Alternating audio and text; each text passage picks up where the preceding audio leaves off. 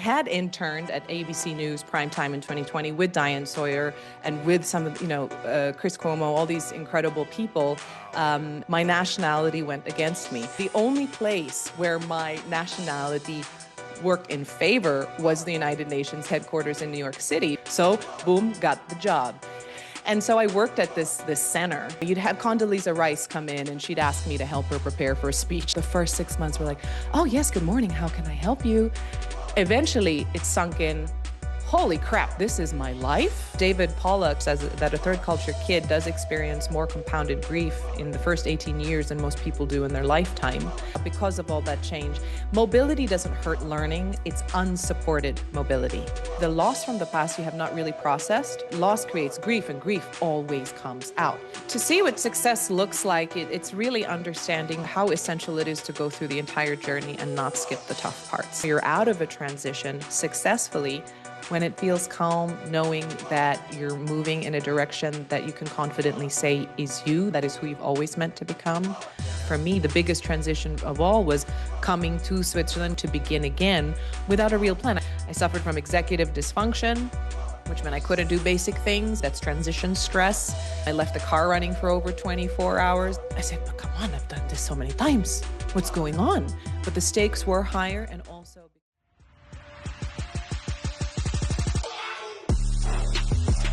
Nikki, welcome. How are you? I'm excited to be here with you, Paul. It means the world. I love your show and I can't believe I'm on it. So thank you so much for the opportunity. Thank you. I'm blessed. Welcome. How are things in Zurich? It looks sunny behind you. Zurich is beautiful. This is the first time in 15 years that I'm experiencing seasons, and it made me realize how much I've missed it and how much people actually need to be around seasons just to sense time moving on. You know, there's this natural time for reflection and introspection, a time for action. We've just got spring that's officially sprung. So yeah, I'm feeling good. I'm very, very happy to be here. You know what? Having grown up in England and Ireland, when I moved to Singapore, of course, I wanted the heat. But you're right. The lack of seasons, it feels like Groundhog Day. Right? That's exactly how I describe it. And I think I didn't realize how fast my life was moving, and because it's always go time in Singapore. When the seasons don't change and every day is hot, every time is action, right? Yeah. So the year just rolls by and you're always on this high operating mode. And then when you come to some place with seasons again, you're like, you can slow down. It is okay. So yeah, I did miss it. You know what, before I get you to introduce yourself, you want to crack up. So I was in Hong Kong a few weeks ago and I checked the weather. I was meant to be cold and I was there for 4 nights. I bought 4 jackets and I got there, it was actually a bit hot, but I thought to myself, you know what? I'm going to wear every single jacket just because I miss wearing a coat. That is so funny. It's not crazy, but I'm going to bring that up because my husband always says, I think the only reason my wife wants to move to Switzerland is so she can have like fall wear, winter wear, spring wear. I was like, nah, mate, that's you. Don't even. So no, it's not weird. I get it. You get it, right? So for the very few people that may not know you, especially in Asia, can you be kind enough to give a quick intro before we turn back the pages in time and get to know Nikki Müller? Sure thing. So I'm the kind of girl that's embraced the nonlinear career, and I'm very blessed because I've had parents who always said, Nikki, do what you love and the money will follow. And when you tell a kid that, and you're blessed enough to have that opportunity where your parents say, hey, just go for it, go all in and see where it sticks, it's an incredible feeling.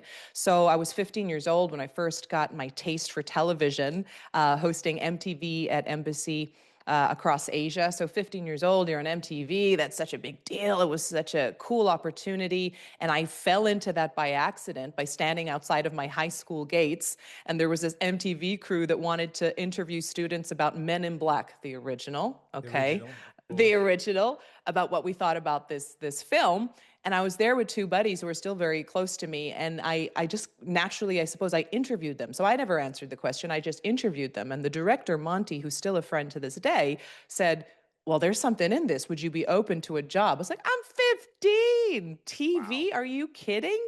let's go. And that was my first taste. So I stuck with television for a while. Disney Channel was a great job, probably the coolest gig I've ever had. And that was at 17 years old. And then I really wanted to take it more seriously. So studied broadcast journalism in the States and tried it on over there, but it was not the time. This was where no one was hiring foreigners in major networks. It was something to do with the Patriot Act. It was, it was post 9/11. And yeah, eventually I dipped my toes into theater, and I think we have that in common, our love for theater, right? In Singapore, I'm so grateful for the opportunity to be on stage, and I always felt like such an imposter because I never took it up professionally or in school, and just to be given a seat at the table was amazing. And it feeds the spirit, it doesn't feed the pocket. I could only do like one a year if I was really, really lucky, because you need to be super present. Yeah, and it's so hard to have side gigs when you need to be present for that. Most people have to, of course, to survive. And then down the line, I was with Fox Sports, so live TV is really what lights me up. I want the pressure of having to deliver in a certain time frame, having someone talk into my ear, having to adapt when they say, Nikki, I need you to delay for 40 minutes. And you're like, let's go. What can we do, right? So I love that environment. And eventually, the majority of my work, I'd say, at least for the past 10 years, has been more on conference hosting and moderating. And that's been an amazing classroom, because you're up there with leaders, you're with decision makers, whether it be in an industry like finance or healthcare or tech or inclusivity in the workplace. I'm just a sponge. I'm there, I'm listening, I'm observing human behavior, I'm writing down notes, I'm seeing the inflection points and where these different businesses align. I'm getting paid to learn, which was really, really incredible. And I did that for a while, and I still do some of that with some of my big, big clients that I love to work with. But I have scaled back significantly since moving to Switzerland. That was a conscious decision. I knew it was time for a new career shift yet again, but I needed that downtime, slow down, head down, and really start to understand what was happening with me. How am I changing? Why is it that something that you're potentially pretty good at and getting recognized for doesn't quite fit the bill anymore? And that's where I'm at now, exploring life transitions. So that's how I got here. You know what? You are, firstly, you're a Renaissance woman, and I want to, like you, Paul, just like you. That's your deal. That's what it is, and it's curious because actually I wanted to ask you: are you an introvert, extrovert, or ambivert? I would say ambivert. Is an extroverted introvert a thing? It is now that you've mentioned it. Yes, because I think we're similar in the sense that if you are people facing, which means you are managing, harnessing energy, balancing energy, you're dealing with a lot of people in a room and they're having a bad day or they're having all sorts of different feelings and emotions, their headspace is different. You actually feel that, and you have to bring that entire room together on a journey. And so by the time that ends, your cortisol spike is still through the roof. It takes you 3 hours just to come down from that experience, and maybe a couple of days to recover before you can get back on the road, right? So that time for reflection and quiet is essential for me. I imagine it's for you too, after a big gig or a big conversation or a big workshop. Yeah, I have to reset, and it's funny because anyone that knows me, professional person, unless you're, my wife, my kids, they won't believe this. I'm an absolute introvert, right? And I need my quiet time. And we were talking earlier when I was in Dubai. I had like 7 or 8 meetings in a day, and I brought for the first time with me my media guy, right? So you newly joined me, and I said, I need to go and lie down and sleep for 20 minutes. Please don't interrupt me. And he said, you actually. I said, I just need to go and recuperate. And, because it just takes so much. I need quiet, I need silence. So my gift is I go for walks every day. Every now for it'll be a run, and I'll bring my phone. Oh, how beautiful and how lucky. Mamma mia. Yeah, it's just lovely. Do you know what I mean? So how do you recharge it? Because when you're doing those big gigs and you have to be on. Yeah, full on. And it's like a week or more. Because a lot of these conferences are back to back. Yeah, so how do you recharge the battery? Oh, same thing. Well, now that I'm in Switzerland, I'm just really grateful. I live next to an orchard. There's a bunch of beautiful sheep and cows here. I see the lake. I see the Alps. I've got forests behind me. There's just a significant incline of a hill right here. So if you're going to walk, you're going to have to work for it. And that's a good thing. It's good for my waistline. It's good for my heart. And with a new puppy, you have to walk, right? So I'm very lucky in the sense that even if I'm not feeling up to it, I'm being forced to be in nature and to breathe fresh air, and I'm not sweating buckets the way I usually would if I walked out the door and Jew chat and did my thing in Know Singapore. it, baby. Yeah, so there's that for sure. And the though I'm still doing some of the emceeing gigs again for clients that I really love and for topics I'm really passionate about, I'm still lucky in the sense that I can fly back to Zurich and I can come here. And I'm only 30 minutes from the downtown Zurich, but here it's really quiet. It's very slow living. It's very intentional living. It's really community driven, and very quickly you can reset. So I'm lucky in the sense that I can go back to somewhere quite quiet and not Yeah. have a lot of distraction around me. I didn't always have that opportunity. I was in the thick of a city. But yeah, you close the door, you turn on your aircon, and and if no one bothers It's you for a couple hours, it's awesome. you know what? I've not been back to Ireland where my mum and dad retired to since my mum died a couple of years ago, and I went back for a funeral. And I have this yearning to go back to Ireland, even though I primarily grew up in the UK. And now that you mention it, now I know why. I never thought of it before because I lived in London, so it's hustle and bustle, right? It's not relaxing. But my mum and dad lived in a country village, 1,400 people. I may add, they had 14 pubs in the village. That's Oh, that's my kind of jam. 14 pubs for 1,400 people, including the elderly and children, which is kind of crazy. But my mum had, sheep for neighbors. And, you had roaming hills, and it was, so I miss all that.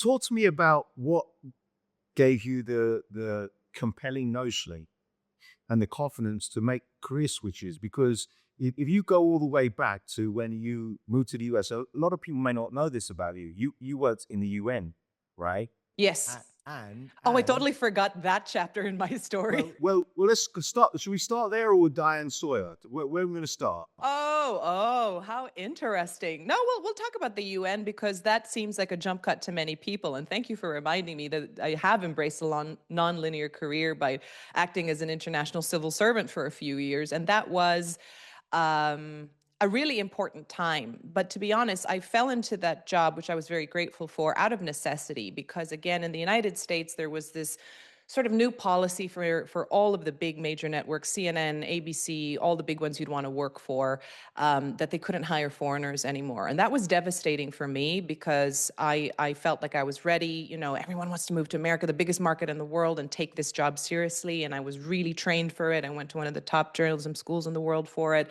And then there are all my American peers getting reporter jobs and anchor jobs across the country.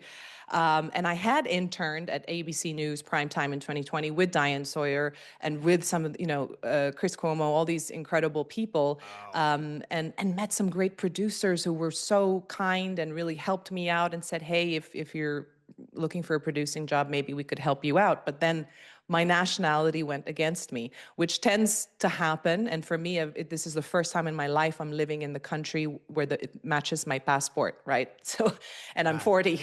It took me a long time. So I know what it's like to have to deal with status and can you get this job, can you not?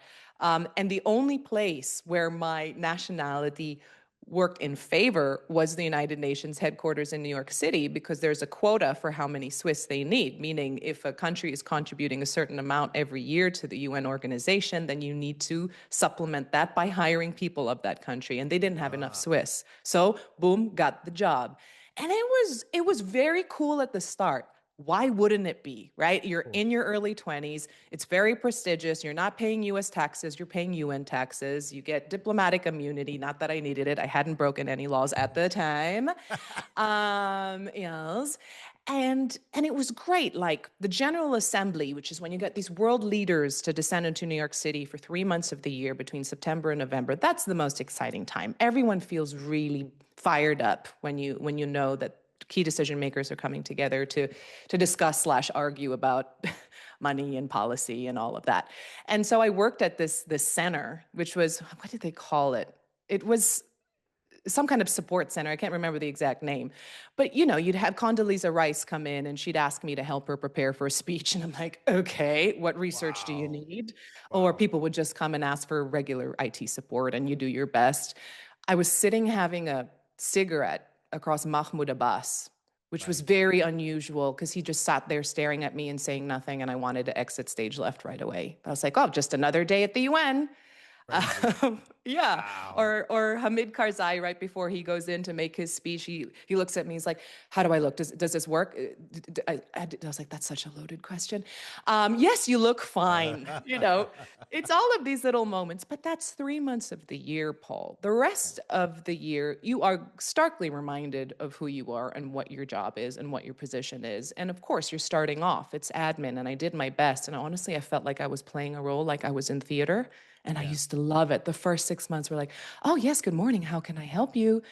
Eventually, it sunk in, holy crap, this is my life. And I look back that, oh my God, I was working at Disney. I got nominated for an Asian Television Award. I just came out of a great school and my friends are now at CNBC. And here I am. I said, there's nothing wrong with that job. And kudos to anyone who does it, but it just didn't feel aligned to where I thought I was going to go and where I was meant to be. So I felt myself really atrophying. And it showed because I'm an emotional eater, right? That was the first time I really gained massive weight. We're talking 40 kilos in just 2 years, or maybe more. Yeah. So emotional eaters, we eat our feelings, right? So if something is strenuous or we want to deny what feels uncomfortable, we eat for that instant gratification and dopamine hit. And then the guilt will set in and you'll do it all over again. So I'd cover my I'm mirrors. one of those. You're one of those? Me and my wife are those. Yeah, it's hard, right? But and the problem is we're meant to encourage each other not to eat, but it goes the other way. Yeah, we can enable each other, right? For the positive or the negative, it happens. And, you pat yourself on your back, say, you did the best you can. Tomorrow's another day. Let's do our best. What was your inflection point where you said, hey, I'm going to buckle up. I've got to switch jobs out? I'm very lucky that there have been two major inflection points of when I knew that what I was doing didn't feel right or wasn't right for me. And I would deny the signals until it was too much. And in this case, it was 2 years of denying the signals, right? Covering the mirrors because I didn't know how I looked like. I'm living in one of the most vibrant cities in the world. I don't want to go out. I don't want to see people. I was such a good customer of Pinkberry frozen yogurt that they delivered to me in a snowstorm. In the midst of a massive nor'easter, they were like, we're going to walk to this person's apartment because she's one of our best customers for extra large froyo. That's when I was like, oh, something's up. Something's really up. And I was very lucky. I was in a relationship at the time with someone who was so not judgmental, really there for me, allowed me to experience this and uncover it on my own. But there was a moment. I was in a cab, Times Square, terrible place. I mean, in the sense that, from the UN, it's 12th Avenue, and I lived all the way across town on First Avenue, and you have to go through Times Square. All of a sudden, the light turned green, and that was it. I knew. All of a sudden, I knew exactly what I needed to do. I needed to quit. I needed to lose weight and get my fitness back. I needed to move back to Singapore, where I had worked before in television, and I was going to hustle my way through. And it was crazy because this was in the middle of one of the biggest, global financial crises. This is from 2008 to 2011. And I gave up a job that was potentially a job for life. So if you're sitting on a permanent post, that means that unless something's completely wrong with you, you got that for life. If you keep the gig, you're locked in. So I walked away from job security in the middle of a financial crisis with 2 suitcases, no job and nowhere to live, and just this feeling of this is right. And you have to trust those moments, I think. And I think for you, having worn many hats and tried many things, you must have had inflection points that you could feel or like you can vividly remember. The interesting thing is now, given what my job is, I try and help a lot of people navigate those. And for me, it's been, I've had a love-hate relationship with recruitment. And with recruitment, for 31 years, and I kind of analyzed why, and I thought, because I didn't feel that I was being valued. 31 years, I've been involved in a lot of placements, and only 2 people have ever sent me a handwritten note as a thank you note and a gift, right? Only 2. I know all the time. Yeah, and I take a great deal of care with people, and I care about people, and then I realized what it was. It's like we are the real estate agent showing somebody a property, but they don't know what goes into it. And then that's when that was partly the genesis of my coaching business, because I realized if I'm in someone's corner, and ironically, when the individual's they're paying me and I'm helping them, then it's a very different relationship. But for me, what I realized is as I got older anyway, you've got to listen to your gut. And now that, again, I'm so curious about your journey because I've got 3 kids, and they're hoping to go and study and ideally abroad. So if it's okay, I'm going to ask you, how did you decide to go to Emerson? How did you decide to go to the US? Unpack that. Like, did you sit down with your parents and have a chat with them? So I grew up a third culture kid, right? And so traditionally that would mean that you spend the majority of your developmental years living outside your parents' passport countries, right? And so historically, these were kids, they were either military brats, you'd call them, or the children of diplomats, missionaries, teachers, foreign service workers, right? And so this was a whole area of study as well since the 50s, which I didn't know until a few years ago. And so what's unique about growing up like that is that you spend your developmental years when you have yet to form your identity. That's when you're being uprooted and disrupted. That's where the loss and grief is compounded. You're saying goodbye to people, places, friendships. So there's compounded grief at the time where your identity is still forming. And the reason that's important is for people who grew up in a monoculture in one place, or at least in maybe one city or one country, the things that create identity, these anchors are our community, right? So you know that person's still going to be there. Your friends are the same. You know, the schools aren't too far away from each other. Maybe it's the teams that you're a part of or the church that you go to. They all form identity for a child at the time that's so crucial.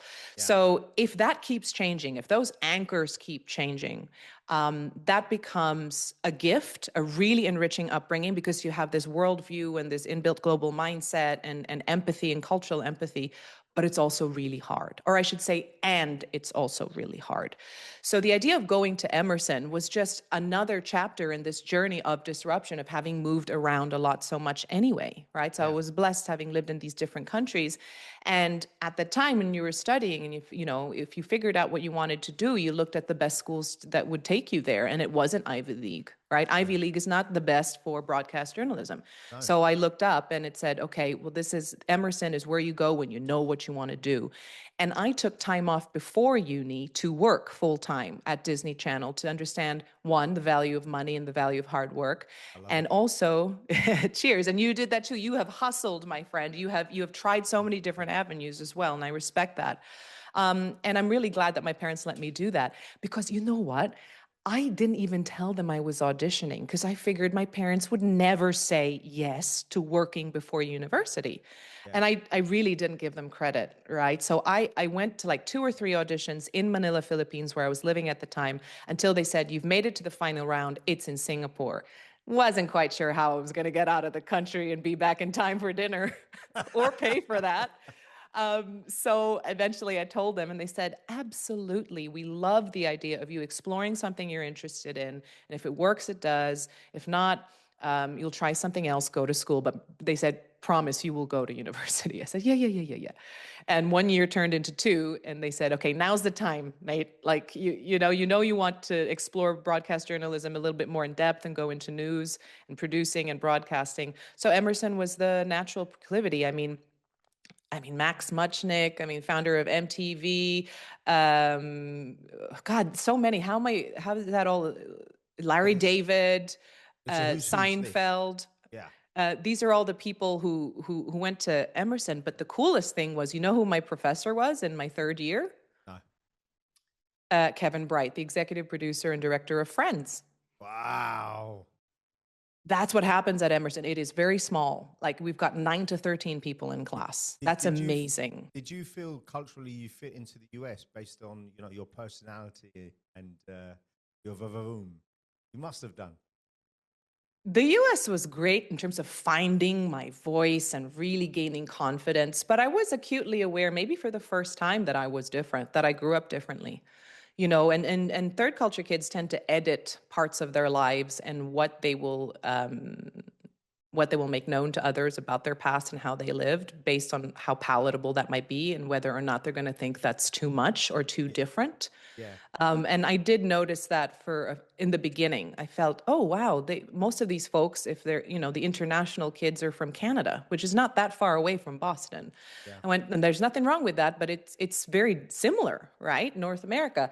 And then when I would explain how I lived, they would actually think it's very cool, but they couldn't understand it. And that was fine. I thought I was really myself, and they were very curious. And I made some of my best friends in college who I'm still friends with today, and they didn't grow up the same way I did, but they had a curiosity and an empathy for it as well. We were talking when we last spoke. I was telling you that I didn't know what Eurasian was as a term until I moved to Singapore, and since I've made a lot of friends that are Eurasian. But the funny thing is nearly all of them, including my dear friend Mark, who's worked with me for 10 years. He's based between Hong Kong and Thailand, and he's mixed like us, and they all wanted to be Caucasian.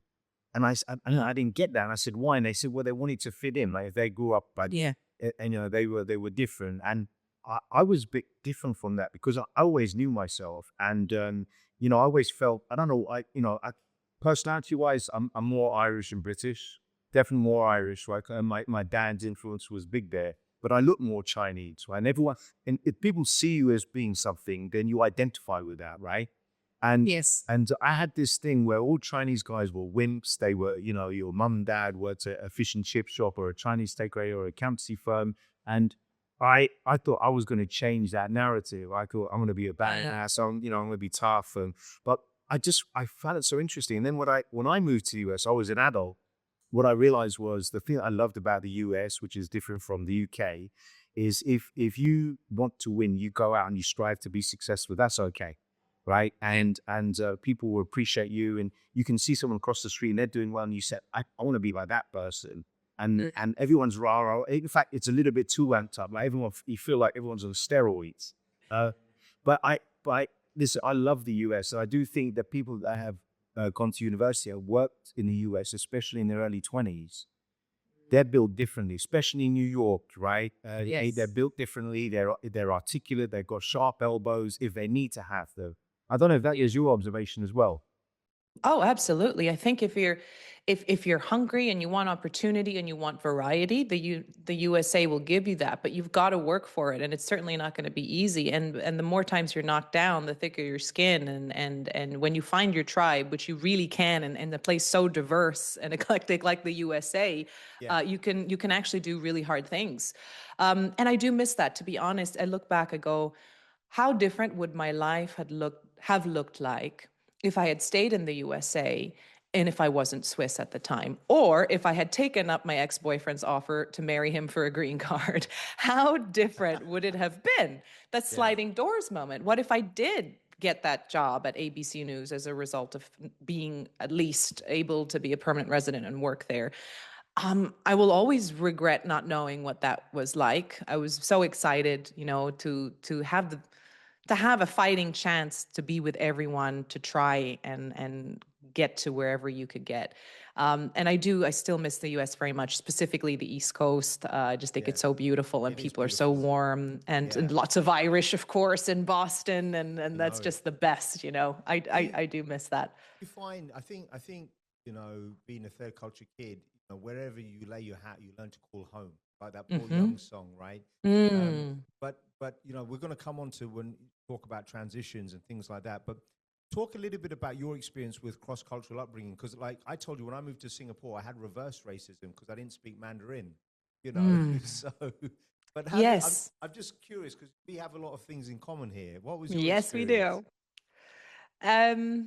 I think, being mixed race, you have that added layer of complexity, of course, with that cross-cultural upbringing, even if I grew up in a monoculture, right? If I stayed in the same town, you would still feel different and othered in some way. Some people will say hurtful things, or some people will say things subliminally and subconsciously without meaning to hurt you. So for me, I'm half Swiss, half Filipino. I've spent significant time in the Philippines, high school and afterwards, and even a little bit of my younger childhood.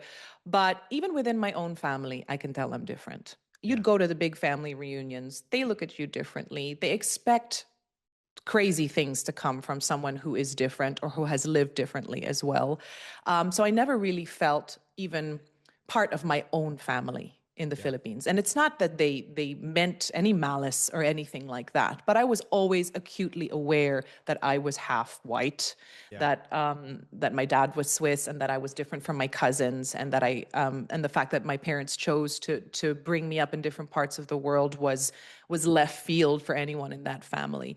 So within your own family, not really being completely accepted, even if they don't mean it, the othering happens in many different ways. That I don't think it was hard when you were a kid because you don't know any other way. It's later on in life when you start to unpack that, right? So I know for third culture kids, it's between the age of 35 and 40, they start to really feel something's up. It's the compounded elements of all of this. And for me, that's when I started to investigate that, right? It was mixed race. It was having lived in different places. In Switzerland, I mean, come on. I mean, I don't look Swiss, right? People are shocked when I speak Swiss German, but they're happy, right? Yes. They get really confused because my grammar might be off since I've never really taken it up at school, but the accent is so on point. They're like, what's going on? It's broken, but it sounds perfect, right? So I'm acutely aware that wherever I go, you'll be that other person. And so for third culture kids, we find our sense of belonging in people rather than places. People who have had shared common experiences can understand that language and those feelings, even if we haven't lived in the same place. And that's what the third culture is about. It's not about living in a third country outside of your parents. It's that other group, that other place that's safe for all of us, that's the one place we can belong. And that's where you and I belong in many ways, right? And that's why you and I get on like this, because we've got some of those shared experiences, right? Of not being from here, not being from there, belonging everywhere and nowhere at once, and owning it as well, right? Because you can't rectify it. You can't. And I find it's interesting because what I try to do is I insert myself into everything. So you'll laugh. I don't go out drinking that much these days, but I was just thinking this morning because someone's sending some pictures. The last 3 bars I've been in, don't ask me how, I've ended up behind the bar, serving drinks, pouring Guinnesses, doing shots, and just making myself part of it. And what I realize is that's all you have to do. And one of the wonderful things is when I go back to Ireland, one of my cousin's husbands, his name's Neil, he's a lovely man. He always says this to me, he goes, welcome home. And it just means beautiful. It just means so much. And so I come from this amazing group of women. And my auntie Breda is the only one alive of my dad's siblings. My dad's passed, all the girls are dead. He was the only boy. And I always say she's a little bit like the Godfather, like she's like Don Corleone. So her 2 daughters' husbands, they're secretly terrified of her. They love her, but they're terrified of her. And I think I'm her favorite. She still makes me fairy cakes every time I go back, like I'm 10, and I love him. But what's really interesting, so these 2 cousins in particular, Jane's got 2 kids, and Evan, Isabel, and then Marissa's got an adopted Chinese daughter. And they are coming to see me, the kids, just the 3 kids, next week, and they're going to spend 10 days with us. And what early 20s, late teens, then Anna, who's adopted, is 16. And I actually said, this will be so meaningful because she'll never have been surrounded by Chinese people before, right? And I want to just get her to be immersed in it and to enjoy it. And but the other thing I was going to say to you that I love about being a little bit different is that it forces you to be unique. So when I look at most of my friends, all my Indian friends have primarily Indian friends. All my Chinese friends have Chinese friends, and I have friends of the United Colors of Benetton. Right? Correct. Yes. Because you have more empathy and more curiosity for people who are not like you, right? Exactly, You're genuinely curious about the human being and not what they look like or where they're from and all of that. And so, yes, you tend to have a sort of a broader social circle because you're also more curious about more things and how other people live, for sure.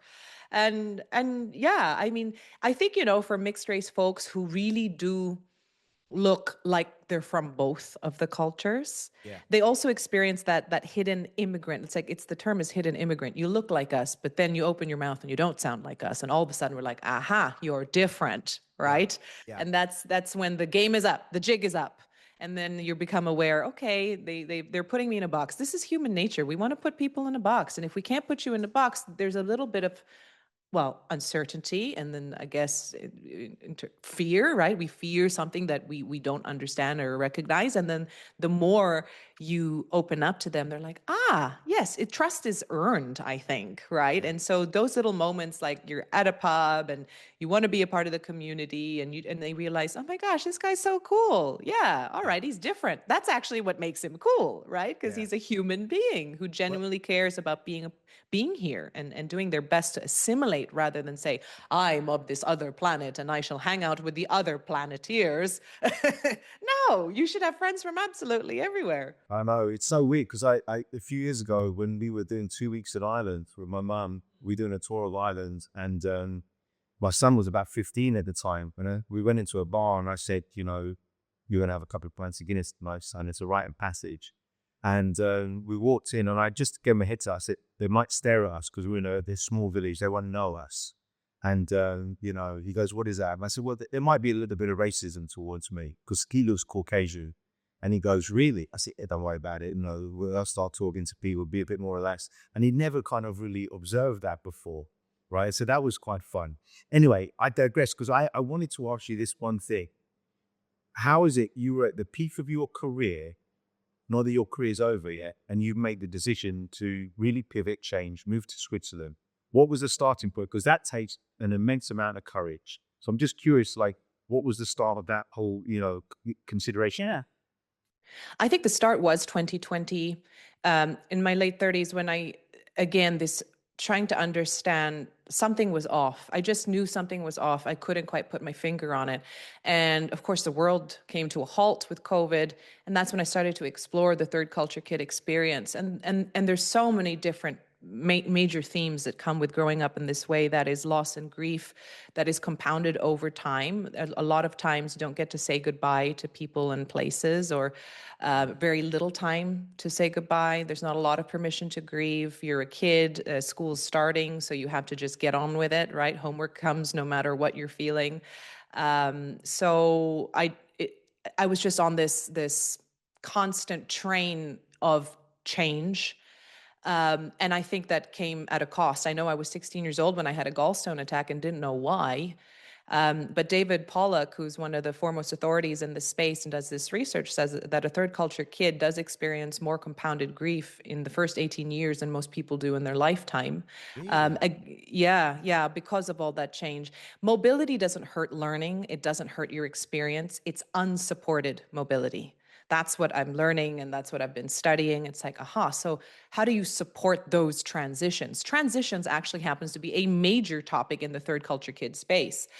So I just started reading and going, so there are other people like this. We're also feeling this way. And it was really cool. So I started to make all these friends in places, and I've never met them physically, but we're still very much involved. And even Ruth Van Rieken, who's very much the godmother, one of the pioneers of third culture kid research, I meet with her once a month as a part of this Safe Passage Across Networks, an amazing organization that's dedicated to supporting transitions for international schools.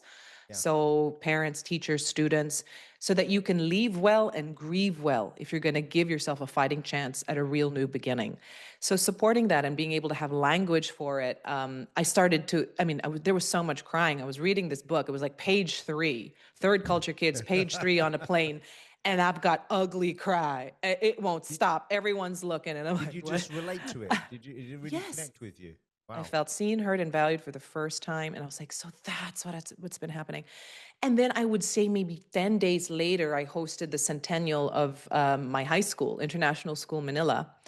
And this auditorium was filled with mostly people I'd never met. These are all different cohorts from like the 70s, 80s, 90s, some from my own year. The oldest graduate, she came up on stage. I think she had graduated in the late 40s. There was this palpable energy that I hadn't felt in such a long time, or maybe ever. People were so happy.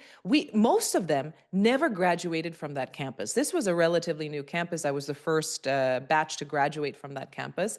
So they didn't have any affinity or connection with the hallways or the lockers, nothing like that. But there was this camaraderie. And I was like, I haven't felt that camaraderie in a very long time or ever. And then we were on the stage and everyone had to sing this anthem that had been created for the centennial. And there was a line there that said, "This is where I belong. This is home." Yeah. Again, I was like, oh, girl, you're not going to cry on stage. Do not. Boom. Bang. Yes, it a room full of, what is it? A sea of strangers, and yet we were all connected by something. And I said, there's something up here. Let's investigate. Let's see what this is about. But I think a real inflection point is, and a lot of people go through this, it's a type of developmental transition, and it happens in several parts of our lives, but specifically 2 times. The first is your adolescence, right? Yeah. So you grow up one way and your parents tell you what they know is best. And you follow rules, and then you kind of reach those teenage years where you're pushing boundaries a bit, you're having your own thoughts and opinions, you've got curiosity. They say you're rebelling, but you're not. You're developing identity and personality, right? That's the difference. You're becoming a human being. And it happens again in sort of midlife, right? In your 40s. Yeah.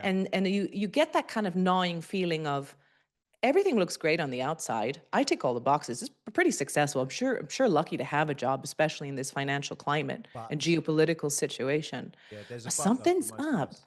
right? And you must see this and hear this all the time in your career coaching. It's when we start to go, but okay, I'm changing. I know I should be grateful, but I feel like there's something else. What if there's something more? And it's not that we lack the courage to make a change. We just don't know what that change is yet. And that's a transition that we need support in. And that's why people go to you, Paul, as well. And that was what was going on, because I was on stage. I was introducing Mark Carney at the time. Again, I was learning so much. This is so awesome. As soon as I introduced him, I ran to the bathroom and I cried. And I said, what's wrong with me? I got it good. I've got it really good. What's wrong? And my manager at the time was there. And I said to her, I don't think I can do this anymore. And she just looked shocked. I said, but I don't know what else to do. And that's when I knew. I said, you have to give yourself time. And sometimes the voice just gets louder and louder that you can't ignore it anymore. And my gut, the same gut that you need to trust, said, Switzerland. You want to know what it's like to have roots in a place that you're from, to connect with your Swiss heritage, even if my Swiss grandmother isn't here anymore and I miss her to bits because she was my best friend. There's something there. Even if it's not my forever home, it is definitely a place of transformation and discovery. Switzerland will give you that, with the seasons, with the pause, with the quiet. And that's, and so I made the decision to come over. It's full circle in so many ways for you, because obviously you have a Swiss passport. Your dad was a private banker, right? And you're like, the heart of private banking, or and it's like it's so interesting. But one of the things that, and I think you can speak about this, that most people don't understand, when you're leaving a career, it's like sometimes when you're leaving a property that you grew up in, there's a grieving process. You almost need to, like I spoke to a couple of people recently that were made redundant. And they wanted to go for interviews. And I said, I don't think you should go for interviews yet. And they said, why? I said, because there's an element of bitterness. You've been in the bank for 18 years. They just made you redundant. You're upset. It's not going to come across well. You only get one shot of this. And actually, one of the guys got a bit pissed off with me. And, he said, no, I'm fine. And I said, mate, you're not fine. And right now, I'm telling you, if you have a meeting, it's going to backfire. Yeah. He had a meeting. Yeah. It didn't go well. And he said, I think, you're right. And I just said, why don't we just catch up? We'll have a glass of whiskey, maybe a couple. And then he was spitting bullets. And I just said, give it a while. So, so for example, some of the people I work with, they're made redundant or they're fired. They want to write something on LinkedIn. I said, no, sleep on it. Take the weekend, go on holiday, because you're writing something for the people or the organization that you're leaving. But now you've got to think about resetting for what's next. Right. And you and I know that pause, that moment, right? But speak on that, because that grieving process, because for you, like, I can't even imagine when you're really at the top of your game, I've observed you for years, like really what you've accomplished, what you were doing, to press pause on that and then reset, that's got to be a big thing, right? Yeah, it is a big thing. And you've really hit the nail on the head there. And I think it's that awareness of the past 5 years of really being aware that transition starts with an ending and ends with a beginning. And there is sort of a natural journey to that, right? So there's an ending which comes with loss and grief. And most people will skip that part. They will rush the middle part that William Bridges calls the neutral zone. And that is the scariest part, the most frustrating, tumultuous part, where you vacillate between feeling okay to feeling like a complete imposter, and you lose your confidence. You don't know which way is up. And a lot of the stuff that you have parked in the past comes up because every loss and every ending, right? And losing a role is a type of death. This is your identity. This is who you are. You spend the majority of your life working, and you give yourself to an organization and they say, thank you very much, here's the door. That is going to bring up a lot, right? And one loss that you experience in that moment activates all the losses of the past. This is actually why transition gets harder with age and not easier, no matter how many times you have done it. And if the loss from the past you have not really processed, because that was my MO, was like, let's park it in the closet until it explodes. That is how I survived, right? And people say, I'm compartmentalizing. I need to compartmentalize for my family. Sure, up to a point. Yeah. But loss creates grief, and grief always comes out. And that's what I was explaining earlier, was what I was feeling and why I was crying for no reason when I'm introducing Mark Carney, is because the buck had stopped. Yeah. There was no more running. There was no more hiding, and you need to go through it. Some people, and that's the thing, right? So the difference between change and transition is change is an event, losing your job, starting a new job, or maybe losing a loved one. So it's external. Yeah. Transition is what's happening, and you know this very well, internally. It's that because our psychological and emotional selves takes way more time to catch up. And there's this beautiful quote by a Dutch gentleman who said that the body arrives on horse or by horse, and the soul arrives on foot. We take time. So if you want this busy bee feeling of, okay, game over, that job ended, because of course the stakes are higher. In your midlife or in mid-career, the stakes are higher. You might have a mortgage, you might have family, parents you need to take care of, a whole bunch of responsibilities you may not have had in your 20s, where change was not a big deal or not as big a deal. All of a sudden, the stakes are higher. So of course you want to rush the ending. And I think that's the problem. If you rush the ending, it's going to come up later on, and it can come up in that interview. And it might sound, you might not say the words, but it's coming from somewhere. And that's the feelings we're trying to run away from. And there's only so long you can do that. And if you avoid that sticky middle, and unfortunately it takes as long as it takes. And that hit me like a freaking ton of bricks. And I'm studying transitions, and this was the worst of my life. Wow. You're like, oh, great, this is fun. But you've got to stick through it, and you've got to commit to it, because that's the sweet spot. That's where transformation comes. That's where you can fully become the person you were meant to be. And that's happening naturally. The more you resist that, the longer it's going to take to really get to that exciting new stage of your life. That intersection is really where that's what I call shadow work. That's where it really happens. Of course, because you're a boxer. I love that. But I was going to ask you, I was just wondering whether I'm going to Switzerland also, because you're a well-known public figure. So surely, the difference between doing your job and being who you are in your private life, like you probably couldn't even go, an afternoon shopping without people waiting at you. That must have been tiring. And getting away from that, doesn't that help? You know what? Because as an only child, I loved being around people. None of that bothered me. In fact, if it ever happened, I thought, oh, how cool. They watched my show. And we'd end up saying, we'd end up talking about what they liked, or I get to know them as a person, right? And you say thank you, and then you show genuine curiosity about them. So it's, you kind of almost deflect from it being about you. So that didn't really bother me. And it wasn't like a mega thing, Singapore is still a relatively respectful and small market. You're not going to get any crazy folks running up to you or anything like that. But what was cool was traveling around the world and knowing that I had a show called The Food Files that was up in Nat Geo People. So you could be in Ethiopia, you could be in Turkey, and people would recognize. That was weird. I went, how the hell do they know? And it was a Singapore produced show for Channel 5. Amazing. For MediaCorp Channel 5, So I said, oh, that's amazing. That's really cool. But none of that bothered me. But of course, when you leave all that behind, you have to now, this is the hardest part to answer, okay? When people now I'm here in a new place, what do people want to ask? The first two things that people ask when they meet a new person. What are the first two things, do you think? What do you do? Gosh Where darn you- it. Yes. Yeah. Where are you from and what do you do? Yeah, I'm those like, two. how much time you got? And it's so exhausting. And I'm like, I've got to come up with a pitch here that's just two sentences so that Yes. they can move on. Because all they want is like, at the end of my whole deluge of, oh, I did this and I did that and I used to live here, they're just like, we just wish you could have said you were in marketing or something. Yes. You know, it's like, Yeah. you go, Short okay, and sweet, babe. short and Short sweet, and sweet. please. And so that becomes harder. It's because without context, my you've done- life you've or done my so career much. looks weird. But it Well- looks weird and sounds weird if you don't actually see that No, there yeah. is a common thread. True. And yeah. Very true. Well, I want to talk about that reinvention, but before I forget, don't want to forget, I need to shout out to Mr. John Curry for initially connecting us, because he's a wonderful human being, as you can know. And you know, the first few times when we were getting to know each other, we went out for dinner, and I said, it's rare that two men go out for dinner, I find. Or want to voluntarily. Yeah, it's like, you know, like work wise kind of.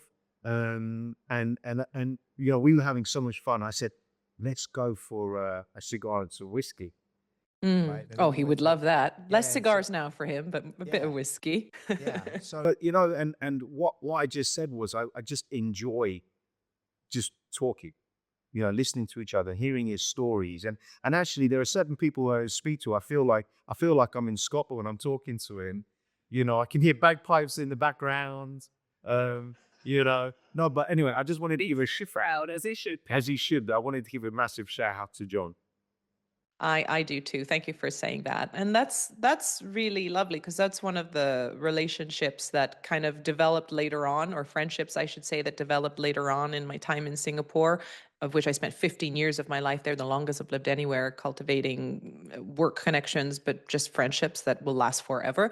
And John, I knew off the bat when we were at dinner, we were at a fundraiser, right, for Pandemonium Theater in Singapore. And I was hosting the table there, and he had put everyone together, and I just thought, what a cool cat. And his wife's son is incredibly unbelievable, and he's so successful, but he hasn't got any heirs. He's just a real human being. And I love that he's still so active and very active in the LGBTQIA plus space. He really brings people together. He's a lover of people, and you know, good people will meet good people. So here we are. That's true. Well, actually, because when we first met, and he told me what his involvement was with paying the money, I said, well, at the next gala event, you know, you need to get me a seat, and I want to come and watch it with you. And yeah, and you know, but again, he thought at first I was taking a piss. He didn't believe me, because you know, He didn't know about your theater background or your love for it? Yeah, no, How not funny. a lot of people. like if I say, you know, I'm an Xboxer, did this, that, and the other, last thing they're gonna expect me to say, let's go and watch some theater, right? And do you know what I mean? Like, my wife will never go and watch anything with me. So normally, I love contemporary plays mainly, right? And but anyway, he and I have a lot in common. Let's talk a little bit about when you look back at your whole process of going from presenting. If you think about all the different things that you've done, you know, you're a journalist, you're a presenter, you're a host, you know, because I would imagine you just feel that this is all one big part of the same job description, which is Nikki, right? Other people will look at it as different, like, though because I think everything I do is inextricably linked. But do other people, when they view you, do they think you've got 5 different jobs kind of thing? Yeah, I think they do. And to be honest with you, I thought I did too until very recently. I think maybe Oh, really? 2 months ago. I didn't. We're always the last to recognize what's going on in our own lives. We are doomed to always be the last, but such is life. I only realized when I started speaking about it, and you're right, most people will see it as left field, right? Starting talking about life transitions. You know, I went, okay, the TCK upbringing was about unsupported transitions. That's why I'm interested in it, because I've lived it, and so have 200 million plus people in the world. Then it was, so how does this matter in terms of organizations? Where does this come in? And I realized for the past 15 years in Singapore or around the world hosting for MNCs, all their big kickoffs, all the big decisions, new strategy that needs to land, I was always observing human behavior. That's if Yeah. someone says, "What do you do?" I am an observer of human behavior. I've done it from various vantage points: center stage, sidelines, fly on the wall, always. Everyone I've interviewed, everyone I've talked to, I'm always curious about their thought process, what they had to give up. Actually, it's this: what did they have to give up to get to where they wanted to be? That's very interesting way of thinking. Yeah. So I was like, I was trying to figure out the link. I was like, well, this is it. It's the transitions, right? Anytime that there is a change, and we've got so much change fatigue with what's going on in the world right now, too much change, which means too many transitions that aren't supported, compounded over time. We're just tired. We're just tired of all of that, right? But You've got to asterisk this because the people that you've got a ringside seat speaking with, watching, observing, interviewing, talking with, they're the top of their game globally in many different industries. That's what's really fascinating. I mean, like, you know, most people were paid to have that kind of opportunity. Yeah. Because, you know, when you've observed some of these people, right, they're all human beings at the end of the day. But what have you observed in terms of brilliance and courage? Because all these people have excelled in what they've done, right? You know, what have your observations been of these guys? The brilliant people, see, brilliant is also relative, right? So they're successful, they've achieved whatever milestone. I find brilliance can just be in your day-to-day uncle down the road who says something incredible and does something amazing. But yeah, they've all had to give something up. And they've all had to grapple with what you give up in order to commit to something and to do something well, right? Yes. Or to do something long term. I think it's that. And you do always look at how much support they were given in that time. How much of that were they able to talk about with peers or with people that they cared about? How much of it was validated by other members in their clan or in their group? And yeah, and it's remarkable because to do hard things and to do hard things well, you actually need a really solid support system. I think that's something that I noticed they all had. yeah. They all had that. They all had someone that they could go to or someone that they could talk to. Because without that, how can we take risks without the safety, the psychological safety of knowing that I've got a group behind so me hard. in my corner? It's really, really tough. Especially in high performance situations, right? So I think it's that. It's whether it's the same pal that they hang out with on a Thursday night, or maintaining the friendships with the people that knew you before you blew up in a really big, awesome way. It's know, that. It's social support. Have you read Malcolm Gladwell's book Outliers? No, I should. That is on my list. Really interesting book. Because there's a pretty He's incredible. Yeah, there's a few things, right? So he talks about doing something for 10,000 hours to become excellent at it, right? And To get expert at, you know, so that makes sense. But one of the other interesting revelations was he was talking about when you're born vis-a-vis the academic term, right? So for example, in England versus Singapore, you know, you start school in September. So if you're born in September, you'll be the oldest in the year. Whereas if you're born in September and you go to school in Singapore, you'll be one of the younger ones. And a few years ago, my son, who studied at SOTA. So Singapore Theatre Arts School, right? What is it called? School of the Arts. And they wanted to hold it back, right? And I wrote to them, I spoke to them, my wife and I spoke to them, and I said, look, think about this, Caden, this year has grown, I think it was something ridiculous, like 14 inches. Physically, right? Thank God. He was born in November the 26th.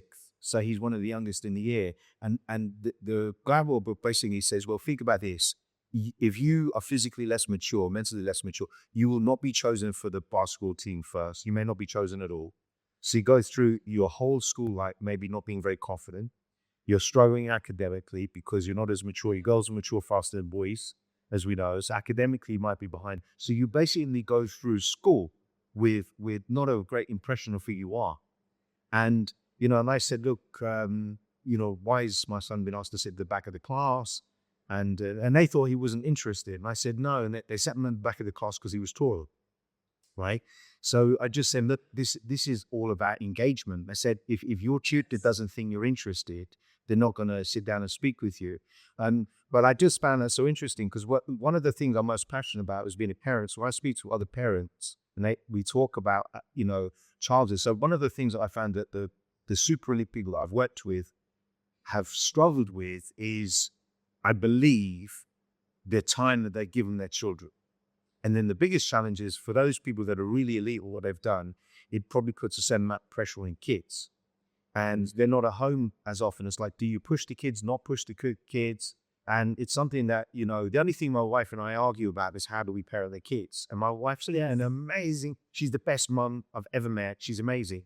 But I always say you're too soft on the kids because I grew up the hard way and I want that balance because I always think, like you said, like your parents for you, you need to earn your money. You need to understand what a dollar is and how you earn it. And it's very difficult because if people grow up, comfortable, they may be less motivated. It's a balancing act, but It is such a balancing act because you don't want to coddle. You want to support. You don't want to coddle. You also don't want to, it's finding that balance of how much stress and how much pressure is just right. Yeah. Because the more support does not mean hand-holding. Support means I will support you with whatever you do as long as you are 100% committed to this. And so if you fail, you're going to fail hard and I'm going to be there for you.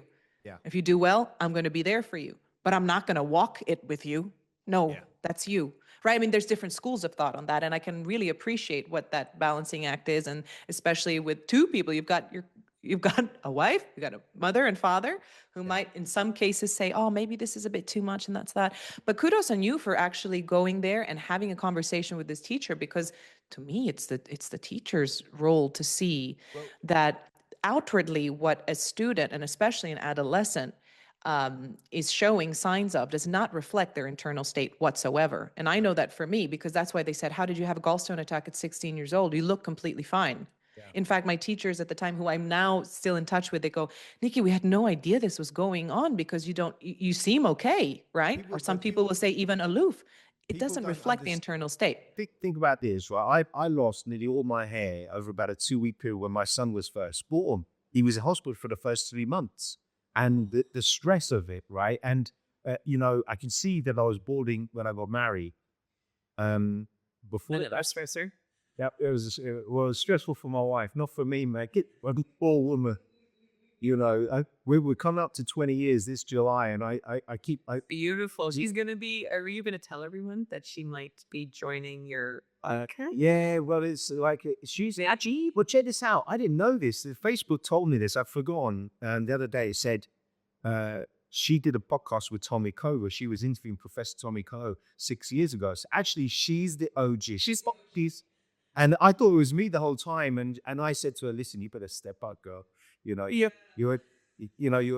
facing off with me now. But she's been doing quite a few podcasts recently. And she said, quit. She said, please. She's ready. No, I hope she does come on board. That's going to be an episode no one can miss. And it's going to go in every direction. You know what? I just said to her, I don't think you should drink alcohol, because whenever she drinks alcohol, she remembers, 20 years ago, this is what you did, right? And it's, and what really upsets me about Tara is that I'll say, you're not listening to me. And she can quote what I said verbatim going back maybe 10 minutes or 20 years ago. And I say, okay. Yeah, that's a good point. No, but on a serious note, what I find really interesting about when I come into contact with really senior people now that have lived life and experienced life, I just try to understand and unpack, looking back, what's important. And because the thing is, like, I turn 50 next year, and I want to slow it down. I want to enjoy every moment, right? And learn from, all the wisdom. And when I was younger, I remember when I was 18, there was a kind of work from my mum, and he was a bit cheeky, and I was very cheeky to him. My mum said, you should respect your elders. And I said, yeah, he's a bum. And my mum said, you don't realize this, darling, but sometimes just surviving.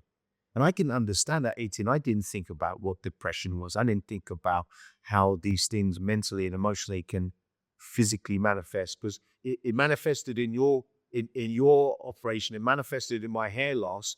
Isn't that something we don't talk about? But men don't talk about it at all. Men don't talk about depression at all. And, for most men, I say to my male friends, I love you. I say to my kids every day, I love you. I write to them, I love you. But And I'm that was glad not, that you feel confident to do that. And that Yeah, because it's that not. opens up the way for others to be okay with it too. I think. Walk the walk, right? I think so, because, like my dad, living memory never said that to me. I probably said it when I was a kid, right? He was old school like that. But I think it's important that we talk about these things. Yes, I think so too. And you're so right about the more pressure there is just on a man. And so I know there's a great executive coach in Singapore called Toby Uvry, who used to be a monk. Really? And yeah, and now he's sort of head of mindfulness at INSEAD, and he's just a really cool cat. And he actually he runs groups just for men, men's circles. And I think we just need so much more of that. There's a lot that the pressure, there's a lot of how be a good husband, be a good father, or be a good employee, be a good team leader. There's so much, be a good son. And then even, just the quality of relationships you have as lads, right? It's the sense of familiarity and camaraderie, but it's very rare that this group of people, even if you've known them your whole life, will go deep. I think, especially if you haven't been raised that way, to talk about feelings. Yeah. It's there might be a pat on the back. Oh, you got this, or I'm here for you, man. But that's it, right? How open can you really get? But the opportunity is always there. So I think what you're doing, just by just being who you are, is you're just opening the path. They might choose to walk towards it, they may not, but the fact that you're doing that, I think, is the best thing ever, and certainly a wonderful example to your kids. Someone asked me, because my mother-in-law and my wife's auntie, they always asked me, how do you monetize the podcast? I said, well, I don't yet, unfortunately. These things hopefully will come in time. And it was almost like, well, why are you doing it? And I said, well, I've learned so much. I get the opportunity to speak to so many people. But I'll just tell you, I received an email maybe 3 months ago from a man. And he wrote to me, he said, I've been watching your podcasts. I've since found out that you do career coaching. He didn't know actually I was a headhunter for whatever reason. He didn't know that I basically put people in his bank, funny enough, who just God says it. And he said, I'm going through a really tough time in my marriage. I've got 2 young kids, and I'd love to engage you. And he wrote a few other things, and I almost started like crying. And I did a call. I called him straight away, within 10 minutes of getting that. And he was a bit taken loud, and we spoke for about 45 minutes. And then I said, I think we're going to become great friends. You could just tell, right? That's wonderful. That's wonderful. That's when you're doing the right thing, right? Even if it is just that one person, that you're helping people feel seen, heard, and understood. That's what this is about. That's what it's about. And it's just kindness. And kindness just is overlooked, right? I just think kindness is something that goes such a long way. And, we've all encountered poisonous people. So sometimes I get asked, do you know this person? I said, well, I don't know. I've heard of them. And they say, well, how do you not know that? But when I've heard of people that are very poisonous, and you hear from many people, I give them a wide berth. Because I don't know about you, but, I feel that I can see or feel vibrations of people. Yes, absolutely. Your energy introduces you before you even speak, for sure. It does, right? It walks into the room with you, before you, and you resonate. Well, yeah, you're poppy, and I absolutely love it. But I know that you probably need to have your quiet times as well. I want to talk about some of the projects you're working on. So you've got a podcast launch that's coming up soon, right? Yeah. About transitions, life transitions. Yeah. Tell us all about that. I'm excited for you. Yeah, thank you so much. So it seemed like a natural thing to do if I was studying the topic of life transitions, to actually get involved in a podcast. I just didn't think it was the right time, though it really is. Because when you're in the thick of the storm, it's really hard to talk about the storm if you can't see straight, which is why it's so amazing that I'm working with Dr. Doug Oda, who's a psychologist and transitions expert. And he was actually the gentleman who ran the course Laws of Transitions that I took a couple of years back. And so I was already fangirling him, because I said, my God, this guy's so smart, and he totally gets us. And he's got these wonderful science-based frameworks that he's put together that's been accredited by the Council of International Schools. He knows his stuff. And I started to see similarities between what he had curated for schools And I said, but that can really help within organizations. I said, it's finding the commonalities. And then the more he would talk about transitions, I went, my God, but we all go through this, right? And for me, the biggest transition of all was coming to Switzerland, not giving up, letting go of a huge career and network and friendships that I've created over that period of time to begin again without a plan, without a real plan. I just knew I need to be here. Something's going to happen. I'm going to be able to put my head down and research. And the plan was, in 6 months, I'm having it all ready. Nikki 3.0, rebrand, services and products will be ready by April 2026. And then real life hit. It's like, I am not ready. This is really hard. You don't know which way up is up or down when you're in the thick of this. I suffered from executive dysfunction, which meant I couldn't do basic things. It does appear like ADHD. That's transition stress. I left the car running for over 24 hours. That created a massive problem for people in the building. They needed to call ambulances and the fire truck. I couldn't go to the grocery because I would panic because people would move so quickly and unpredictably, you see, with their carts. It's overwhelming. I was just, I said, but come on, I've done this so many times. What's going on? But the stakes were higher. And also because, interestingly enough, what you learn through this Laws of Transitions course with Dr. Doug Oda, who's doing this podcast with me, we're calling it Safe Passage. That's the name of the podcast. What you learn is you learn how to leave well and grieve well. So I was the first time in my life, I actually consciously and mindfully prepared to leave for a year. I was so exhausted by the time I got to Switzerland. I was like, oh my God, I'm so done with endings. Yeah. But I realized I left really well. But the grieving part happens, of course, once you've left it. You have to not be in it to know what loss feels like, right? And so I did everything. There's this term we called build a raft, reconciliation. You say sorry to the people you have hurt in that time, and you make those apologies. Affirmation, you thank the people who have meant something to you professionally and personally, and you tell them why they impacted you and how they impacted you. Farewell is a part of it, and I threw this. It was huge. It was a goodbye concert, 2 nights sold out at a jazz club as my way of saying thank you to Singapore and all the opportunities and friendships. Beautiful. Yeah, and it was amazing to see people come out of the woodwork I hadn't seen in over 10 years. I was just like, and that was just 2 days before I turned 40 and had foot surgery. It was like a lot. It's a lot. And then T in the raft is think. 1 second. Okay. The T in raft is think destination, right? That's when you start so much energy, time, and emotion to leaving. By the time I arrived in Switzerland, I was tired. I was spent. And also, as a third culture kid where you're used to disruption, especially unsupported transitions, disruption is your baseline. This is why I loved the thrill of live TV. It was like, push me to the edge. This is where I feel alive. Let's change things up. Yeah. I can only imagine. Yeah, there's that restlessness, right? Yeah. So if disruption is your baseline, folks like us, our work is different. We have to learn to befriend calm, homeostasis, quiet, transition. And that was my first time to be confronted with the slowdown, because the overperformer or the high achiever in me wasn't needed anymore, because she took care of that goodbye. She's like, well, there's nothing to do, so I'm going to hang out here until you need me. And I was like, but where's that part of me that used to get me through the tough? I was like, well, you've done that. So here comes everything else you haven't dealt with. That inner child, the person who hasn't had a chance to be seen, heard, and understood from all the losses that you parked until now. And so, so that was tough. And that's why we did this. No, I'm so fascinated by it. What does success look like in terms of transitions? Not on paper, but in the body and soul. What do you see register in terms of success there? Yeah. So to see what success looks like, it's really understanding how essential it is to go through the entire journey and not skip the tough parts.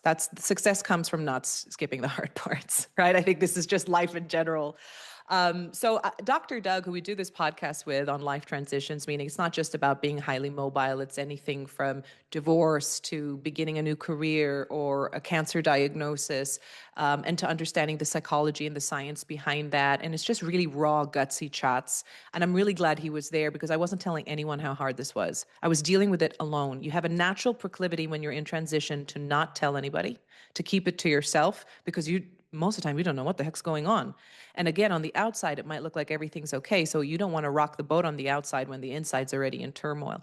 So I'm really glad I had him there to have chats in the form of recording a podcast once a week throughout this entire time.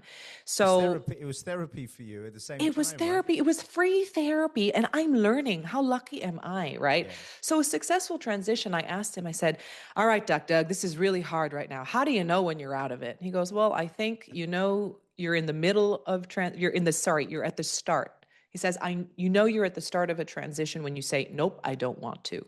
Yeah. You're in the middle when you can feel it. You're in the thick of it and you don't know which way is up. Yeah. And when you slowly have a glimmer of, okay, maybe I'll be all right, maybe I can do this, then you're somewhere near the halfway mark or past the halfway mark. And to me, I'd say, you're out of a transition successfully when that new beginning is crystal clear, when it feels calm talking about the hard parts, when it feels calm knowing that you're moving in a direction that you can confidently say is you, that is who you have become, that is who you've always meant to become. Yeah. When you feel lighter about it, because in the middle you vacillate from anger to frustration to confusion, and most importantly, a lack of confidence. That's how I knew something was up. I am a confident person. I can get things done. That's the resilience and adaptability of how I grew up. But why all of a sudden couldn't I even read a book? It took me 6 months to read a book. Yeah. I couldn't focus, right? Yeah. My mojo was totally gone. And so I think what was important, and I would advise anyone who's in a big transition, is to keep something in your life that you're good at. Even if you're not as a big fan of it anymore, of doing that anymore, you Great keep advice. doing something, that you're good Great at. advice. Thank you. Because you have to remind yourself, I'm good at something. I got this. And if I can be good at that, I can be good at something else too, because that took time. I wasn't born with this. No one's born with these incredible skills. You have an innate talent, but skills are honed, right? And that's 100%. They're work and that's sharpened. discipline. You know, Yeah. Nikki, one of the things I think this is really important, if you can touch upon this. So, I interestingly enough, about 60% of my career coaching clients at the moment are ladies, and I work with some amazing women, really truly amazing women. But this is what I've noticed on average with most women and how they're different from men. If a man faces an obstacle at work and they've never done it before, they're gonna bullshit. Yeah, there, no worries. You know what I mean? No problem. And most of it will turn around and say, I'm not sure, I haven't done that before. Maybe I can do it. And, I always say, look, the problem is, if you have a woman who's your boss, who's a cast iron bitch, who's had to be better than the men 10x, that may not work. And then if you've got the male boss, right, that may not work. And, I find it so interesting because the truth is, like, look at salespeople. Women are better salespeople than men are, right? It's not. Because it's all driven by emotion. So you got to be able to feel the feels.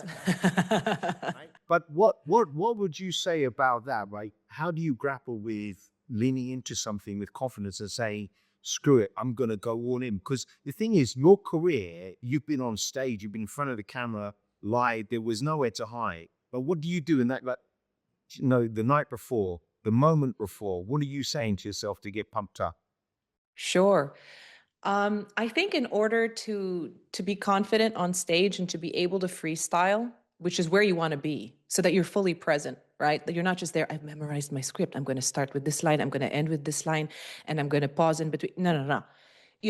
To really be present and therefore be able to be dynamic and change what you're going to say, be able to freestyle, which is where you want to be if you want to be an efficient communicator, right? Is being able to adapt to the room, to the energy, to the questions and all of that. You can only do that if you know your shit.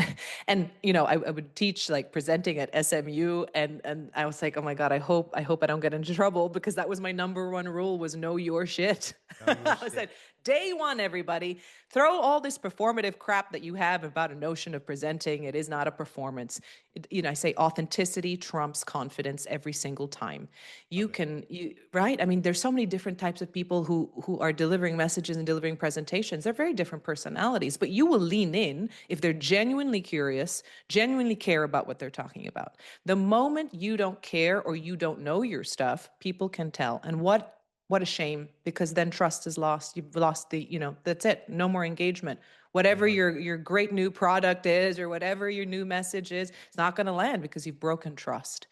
So yeah, I prepare, and some people will say I'm over prepared. No, but that's what allowed me to delay an event for 40 minutes because Samuel L. Jackson had something to do.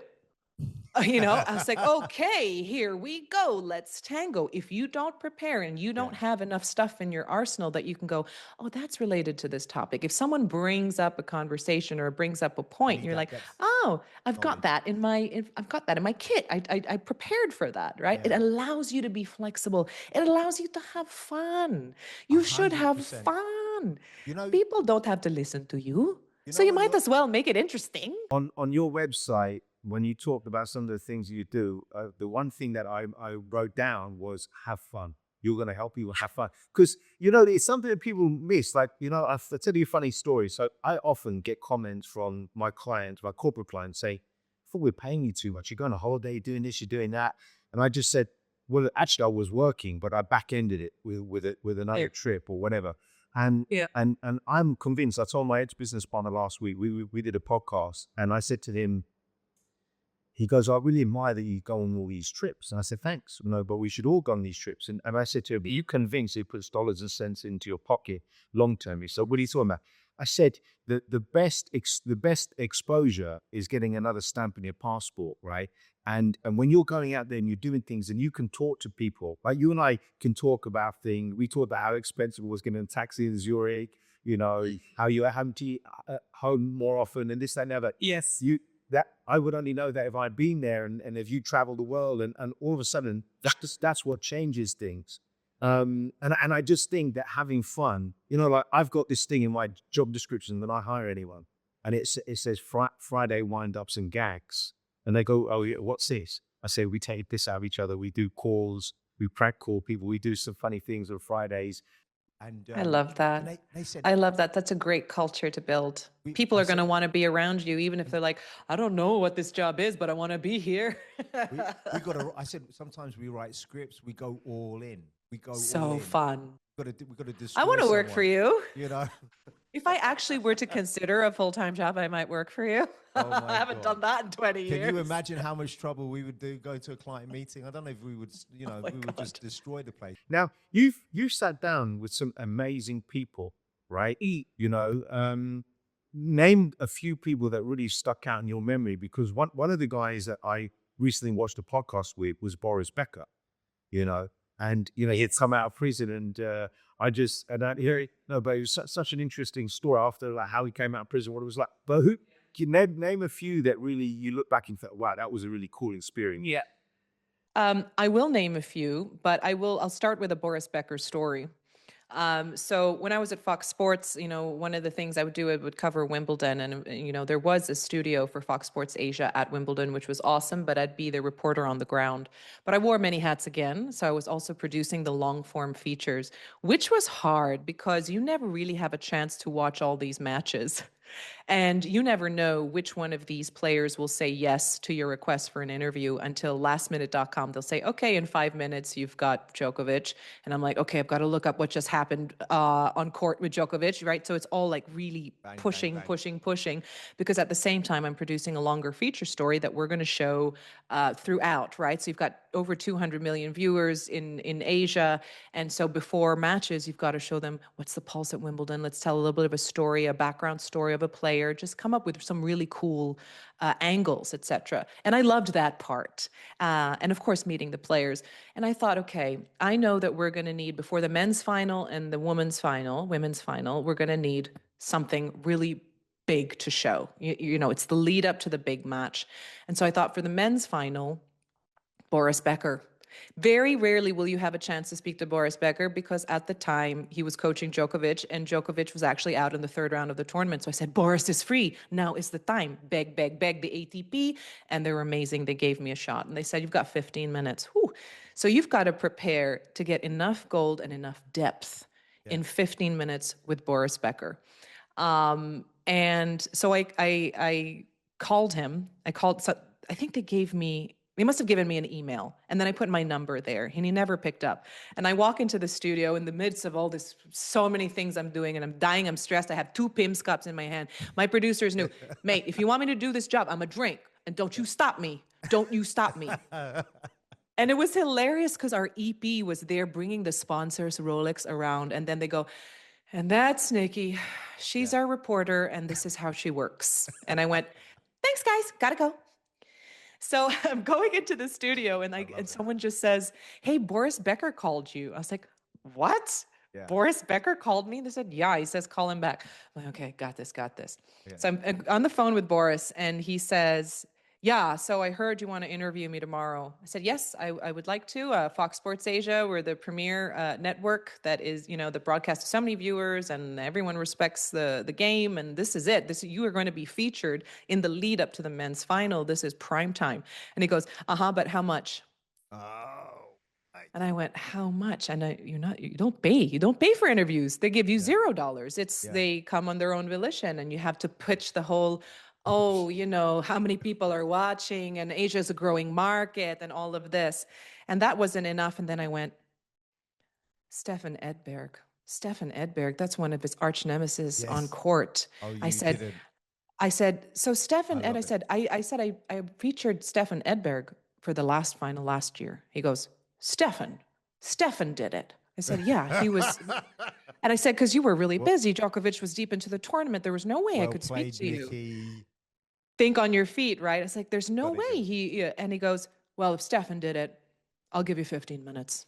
Tomorrow, 9 a.m. on the lawn. Yep, ready. Oh my God. Hilarious. Oh my God. And we got in and it was very well viewed. And I mean, come on, it's Boris Becker, the darling of Wimbledon, right? Yeah. So that's him. Then I don't know what I learned. I mean, I learned a lot about his life, obviously, and his grit and tenacity. But Boris, let me just chime in there. There's 2 things. So one of the interviews I saw with him, which I thought was really fascinating, because they were trying to say, look, who would have been better in their heyday, Djokovic or you? And he said that Djokovic is on another level. But he analyzed what it was. They said Djokovic was taking too long to win his points, which meant he was playing more on court. So they changed his game to reduce his game time because it meant he was playing multiple hours more going to any final, which I thought was fascinating. Just these small technical things. But I'll tell you my own quick funny Boris Becker story. So I'm in London. I'm waiting to meet a friend and I hadn't been to the restaurant at the time. I can see Nobu. And I'm thinking to myself, is that place where Boris Becker got into trouble with a girl in Honolulu, right? And I was smiling to myself. And as I'm having a conversation with myself, isn't that the place? And as I turn like that, who walks past me in a pinstripe suit? Boris Becker, flanked by 2 big black bodyguards. Yes. And I said, hey, Boris, I was just thinking about you. He just kept walking. He looked like a Baker, but it was just so weird. It was like, that's crazy, right? It was just Oh, you are in tune. I mean, that is a coincidence of all coincidences, That was so weird. And you be careful what you think. Toto, let's go, Toto. It's crazy. All right, so give me another couple then. Give me another couple of people that you've been ringside to. Ringside. So you know what? I'll talk about Roger Federer, and then I'm going to talk about just a new division head of a company that I've been working with for a long time and why I think he's a rock star. For Roger, so Roger Federer, of course, the reason why I thought he's such a cool cat is because when you are granted an interview and it's not in your own studio and you have to go with everybody else and wait your turn, they give you two options, 3 minutes or 3 questions, right? Wow. Because come on, these guys have to do this every day, or they've just finished a final or whatever. They're tired and they have to make it to the winner's ball and all this stuff. And so Roger Federer, I'd met him a couple times to interview him. And of course, the first thing that really freaked him out was the fact that I looked the way I did and I started speaking Zürichdeutsch, right? Started speaking Swiss German. And he's like, whoa. But of course, when you connect on language, you're in, right? And he's like, oh, wow. Hallo. Sie haben es geschafft. Ja, Top Roger und Schweiz. Unglaublich. Oh, ganz genau. Your channel's running, is it? It is. Right. Thank you. Okay. Yeah. Right, just checking it goes. Yes, thank you. Yes. Okay. Roger Federer has just made history. He has clinched it, the 8th Wimbledon crown, an absolute record. Congratulations, Thank Roger. you so much. I mean, this is your 29th Grand Slam final, so you understand the weight of the moment. So when you saw Marin Cilic was overcome with emotion, all that kind of pressure, was that something you could empathize with? How did you overcome it with all this chatter about records? I mean, it's not simple, because there's a lot of waiting. Same with Martina Hingis. She was so weirded out by the fact that I could speak Swiss German that if I'd walk around Wimbledon, she'd be like, hey, Nikki, hey, which was amazing. But what was great about Roger was he knew all of us need to get the soundbite. Please answer in a way that we can use or that is valuable and fruitful. And we have a very short period of time. They're all media trained. You can speak to someone like Muguruza, who'll just go, yes, thank you. Of course, you should never open with a question that's yes or no. But no offense to Muguruza, she went through a lot. And I just went, I can't really use that. But Roger's he's got finesse so on trained. and off the court. Finesse on and off the court, and he will give you the time. I'm going with 3 questions. I will give you 3 answers, and you can massage it any way you like. And he didn't have to do that. Everyone wants a piece of him. Yeah. And I just went, he is, and I mean, I was like, so of course I was even more enamored. And I was telling everyone, I think even his sweat smells amazing. I'm so into this guy. It's so funny because, again, I can tell a lot. I asked someone the other day, he said, I love tennis. I play a bit. I'm a big fan. I said, who's your favorite tennis player? And he said, well, why? And I said, I will know a lot about you based on what you study, not just your generation. So, for example, Yes. I said, so he said Federer. So I said, you have a single backhand, right? He goes, yeah. And I said, so you have finesse. Just because those guys, Sampras, Federer, Yes. I love Agassi. I love all the players cover. But for me, you talk about Hingis and Federer. If you met them in a bar, they could be librarians. You wouldn't know that Roger Federer was for me, he's the greatest tennis player of all time. I just love watching him play. But you know what I mean? And he just so kind. And then what about, so who else? Who was the adjective you were going to say? Well, I was going to say, since I'm studying transitions and you want to look at leadership and transition, when disruption is at its height, what is something recently that's happened that struck me? And that I love it, right? It's my classroom. It's happening in real time in front of me. I'm like, boom, this is research. So there's a particular company I've worked with for over 10 years, and I love them dearly. And I've seen leadership change 3 times in those 10, 12 years. All 3 of them, incredible people, very different styles. But 2 days before a kickoff, and this was an APAC-wide kickoff, sales kickoff, so you had all of their sort of heads of different markets coming together. 2 days before that happened, their division head was let go. Just that was it. There was no goodbye. She or he did not even come into the office anymore. It was just done. And I knew this was going to be a very difficult, uncertain kickoff. We're supposed to be fired up for plan and what you're going to execute together. So that person was let go of, which meant that the new division head was sort of parachuted in and had also just been told they have to leave a division they've led for over 10 years, which is very hard.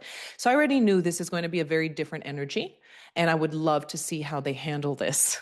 Right? And there I am going, well, I can't just get everyone fired up without addressing the elephant in the room, but that's not my place.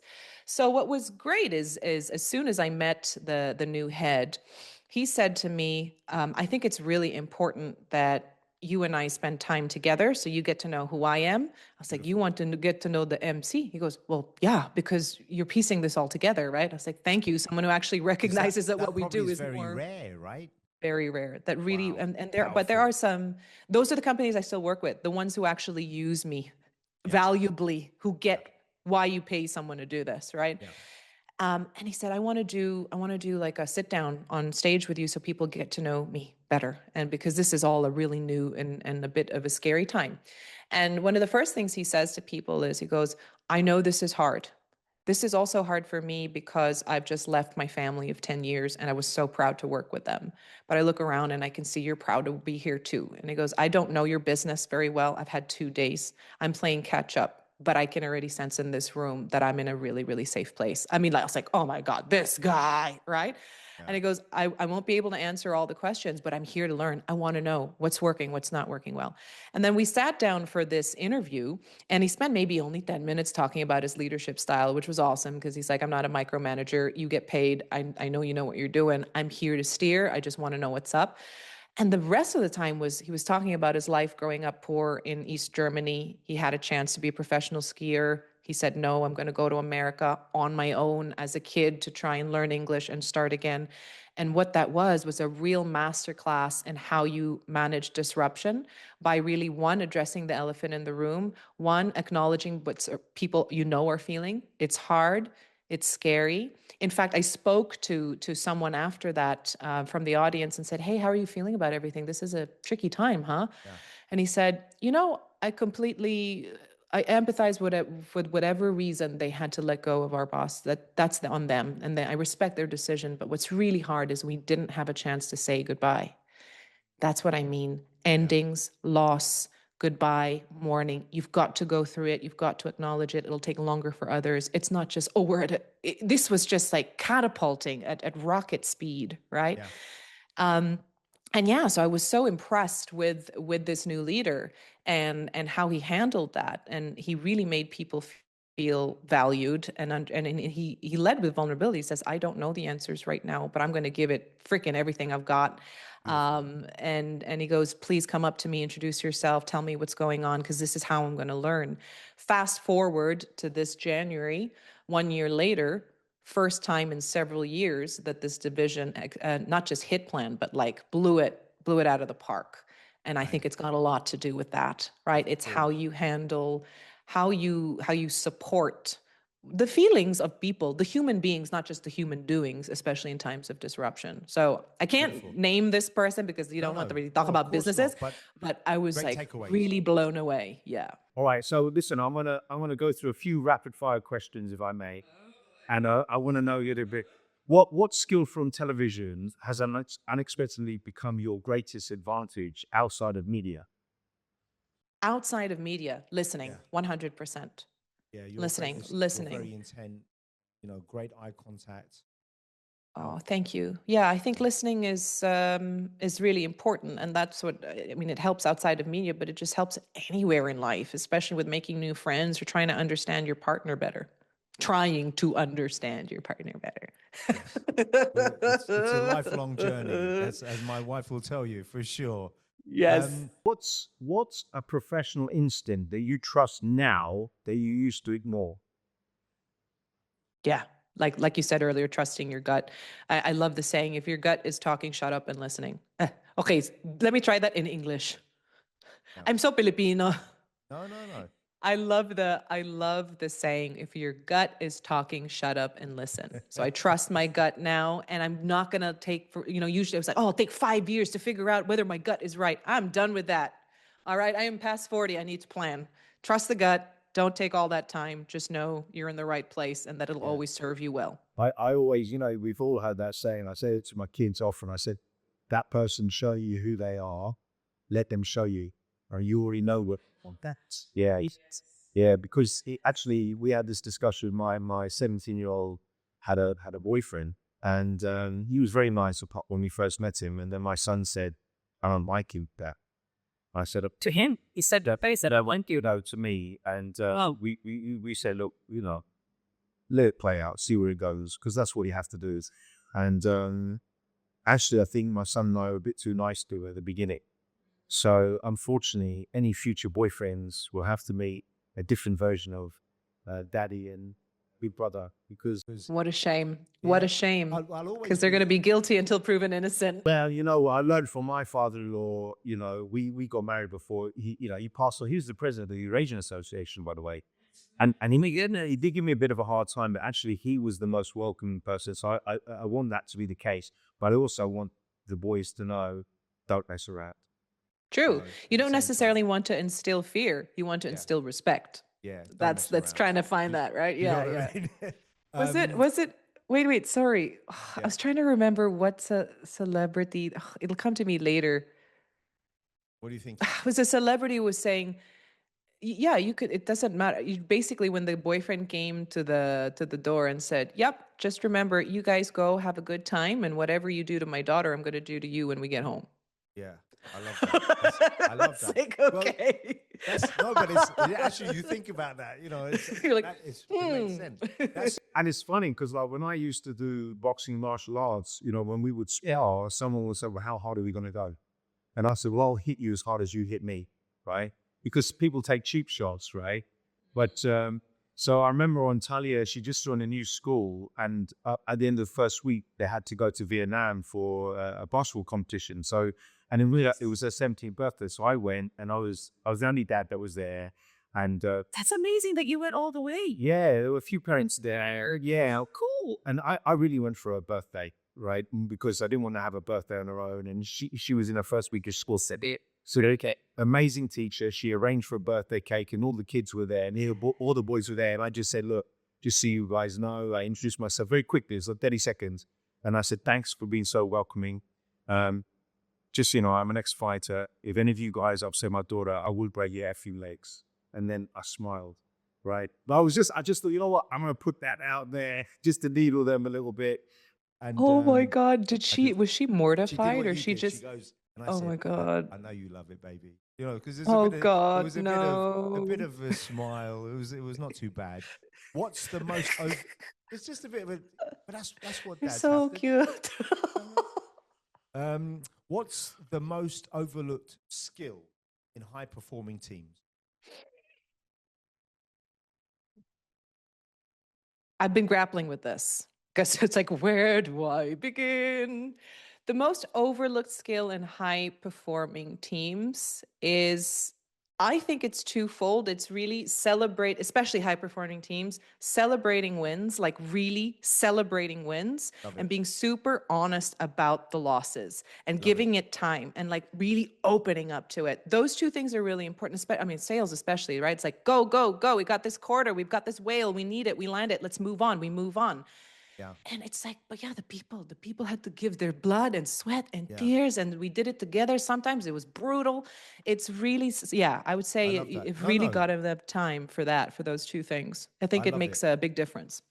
What does psychological safety actually require of leadership? I think it's psychological safety requiring belonging, right? Cultivating a sense of belonging, that it's a core human need, a basic human need. We all want to feel like we're part of a tribe, that we have someone in our corner and that we're in theirs. And I think it goes, and this happens so much in organizations, when it comes to this stuff, they only want to get to know people through your voice count survey, which really baffles me.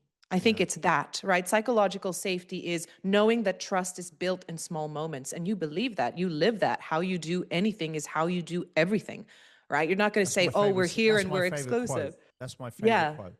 And I love that. As soon as I saw that on your WhatsApp, I was like, "Oh, this guy's my jam." I love that. But yeah, so it's really that. It's building trust in small moments, right? If you are going to walk the walk and you really want to get to know what's on people's minds, you give time. It's the water cooler chat. It's being physically present. Just like the leader that I was telling you about. What's amazing about him is every time you talk to him, he makes you feel like that's the most important conversation he's going to have that day. That's amazing. And you know that's not the case. You know he's got a 25 people he's got to chat to and all of this. Tom Cruise, I've seen in Tom Cruise interviews, he kind of sucks you in when he's not jumping on the couch with Oprah. He kind of pulls you in. How does culture what fracture? charm. No, pure charisma. How does culture fracture during periods of rapid change? Because I find most organizations have a cultural issue. Sorry, I find most organizations Have a cultural issue. I find they're fractured. So I would say, like, how does culture fracture during periods of rapid change? Yeah. Anytime change is announced, people are going to go into free fall because our brains are hardwired to kind of operate and understand the stories of the past and how we used to do things. So you have a chance, two things can happen. You can really be divisive because people might assume that change is going to benefit some more than others. So you create this other ring, an us versus them with leadership, which you don't want, right? Because you want everybody to be on the same team so we can be creative, collaborative, strategic, take risks together, do hard things together.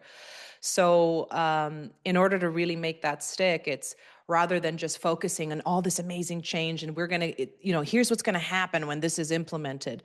We focus on here's what's going to change, here's what's not going to change, here's what we're going to lose and why it's hard. And let's talk about that, right? Yeah. And most importantly, getting people to feel like they are an integral part of the change and not just the recipients of the download of the mandate that's about to be implemented, right? Have them really be a part of it because their feedback does matter. They're the ones on the ground, guys, right? They don't necessarily have to make the big decisions of whatever that change looks like or how it's rolled out, right? It's way bigger than a really nice project management plan. It is understanding that human beings take time. Most of the time when leadership announces change, they've had time to process what that means and how hard that's going to be for them as well. But by the time they've actually announced it and it's glossy in the brief, that means that people have just heard it for the first time, officially heard it for the first time. It's going to take time. You have to allow it to happen. You have to embrace that there's going to be that neutral zone between the old identity and the new. Go through it, be with them, acknowledge that it's happening and that it's hard, and remind them of the last time they did something really hard and how good it felt afterwards. Remind them they can do this. Yeah, that's powerful. One last question on leadership. What questions do you think leaders should ask before asking for performance? Because I find that most leaders just say, well, they demand things, but they're not asking questions. I'm just curious what your take is on that. Yeah, I think we'd probably be aligned with the same answer. I think the question should be, what can I, as leader, what can I do? What do you need from me in order for you to be at your best? And actually have created already a safe space where they can answer that honestly. And so some people would rather have a conversation one-on-one. A lot of what I see is they'll say, ask me anything at the end of the agenda, at the end of a 3-day kickoff with everybody here, and also not taking into account culturally that maybe some of these people don't want to call out leaders in front of others. Yeah. So it's being able to give them that space to say, hey, I'm not just asking for the sake of ticking the box that I did this. I really want to know, what do you need from me so that I can help you get to where we need to go? Beautiful. And now one last introspective question about you, because we're talking about authenticity and honesty. What truth about yourself took the longest for you to accept? That I can't do everything by myself. Until 2020, I really felt very self-reliant and self-resilient because I've had to figure out and navigate disruption on my own because no one was talking about it, not because there was malintent, but it wasn't a discussed thing. And so, and I've thrived on that because I felt really independent and resilient. There's that go-getter, the one who can do anything, especially under high duress, but that only serves you up to a point because your issues are in your tissues. It's going to come out. So I can't do everything by myself. I need to ask for help. Even when I don't want to, I need to talk about what's hard, even if I want to keep it to myself. That's my MO. I've got to realize that the future me, the one that deserves to come out and get ready to have fun and shine, can't work alone. Yeah. In closing, one of the things, if you don't mind, to give the audience members just a little bit of a tip here, I think your branding and messaging is so world class. I love your website. I just think, that's changing. That's changing. Yeah, it's good. Of course, do nothing on transitional skill yet, but I appreciate that you like it, and some of my buddies help me with that. I love you because I love the clean lines, I love the videos, I like the messaging. But what tidbits could you give to people that are thinking about, redefining their brand and their messaging? Redefining your brand and your messaging is that whole reinvention that you're talking about, and the hard part of is the middle bit of where you're not sure. But I will say, flirt with possible selves, test, right? Test, experiment, surround yourself with people who don't think like you, who might not even have the same interests. Go out on a limb and talk to people who are doing something completely different from you in terms of profession and vocation, even if it sounds like something you would never do. go and talk to them, be friends with them, experiment, flirt with different identities, and don't just rip off the Band-Aid all at once. As brave and wonderful as that sounds, I've done that several times. I don't think it works anymore when the stakes are higher. Like I said, especially when your confidence is going to be trumped pretty often. Keep yourself doing some of the things that you really are very good at, even if you're not a big fan of them, because you're going to need that mojo to ride you through this reinvention of the next chapter in your life. That's great. Next, I just want to say thank you. Are there any projects other than the podcast that you can touch upon that you might be working on in the future?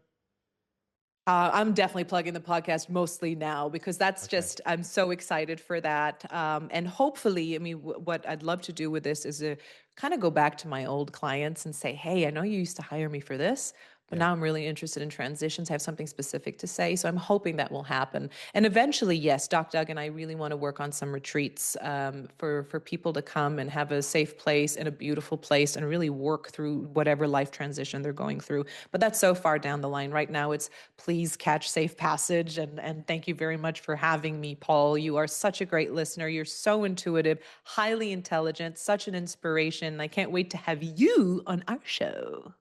I can't wait. Nikki, it's been a pleasure. You're such a beautiful soul. You've got so much energy. Likewise. And I feel pumped. Thank you. Me too. Thank you. Cheers.